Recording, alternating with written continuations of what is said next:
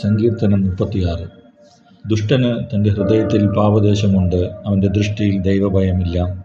തൻ്റെ കുറ്റം തെളിഞ്ഞ് വെറുപ്പായി തീരുകയില്ല എന്നിങ്ങനെ അവൻ തന്നോട് തന്നെ മധുരവാക്ക് പറയുന്നു.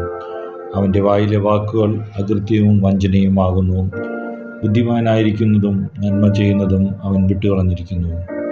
അവൻ തൻ്റെ കിടക്കമേൽ അകൃത്യം ചിന്തിക്കുന്നു. കൊള്ളരുതാത്ത വഴിയിൽ അവൻ നിൽക്കുന്നു, ദോഷത്തെ വെറുക്കുന്നതുമില്ല.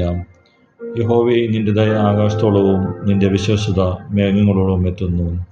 നിന്റെ നീതി ദിവ്യപർവ്വതങ്ങളെപ്പോലെയും നിന്റെ ന്യായവിധികൾ വലിയ ആഴിയെപ്പോലെയും ആകുന്നു. യഹോവേ, നീ മനുഷ്യരെയും മൃഗങ്ങളെയും രക്ഷിക്കുന്നു. ദൈവമേ, നിന്റെ ദയ എത്ര വിലയേറിയത്! മനുഷ്യപുത്രന്മാർ നിന്റെ ചെറിയ നിഴലിൽ ശരണം പ്രാപിക്കുന്നു. നിന്റെ ആലയത്തിലെ പുഷ്ടി അവർ അനുഭവിച്ചത് തൃപ്തി പ്രാപിക്കുന്നു. നിന്റെ ആനന്ദ നദി നീ അവരെ കുടിപ്പിക്കുന്നു. നിന്റെ പക്കൽ ജീവന്റെ ഉറവുണ്ടല്ലോ. നിന്റെ പ്രകാശത്തിൽ ഞങ്ങൾ പ്രകാശം കാണുന്നു. നിന്നെ അറിയുന്നവർക്ക് നിന്റെ ദയയും ഹൃദയപരമാർത്ഥികൾക്ക് നിന്റെ നീതിയും ദീർഘമാക്കണമേ. ഡംബികളുടെ കാൽ എൻ്റെ നേരെ വരരുതേ, ദുഷ്ടന്മാരുടെ കൈ എന്നെ ആട്ടിക്കളയരുതേ.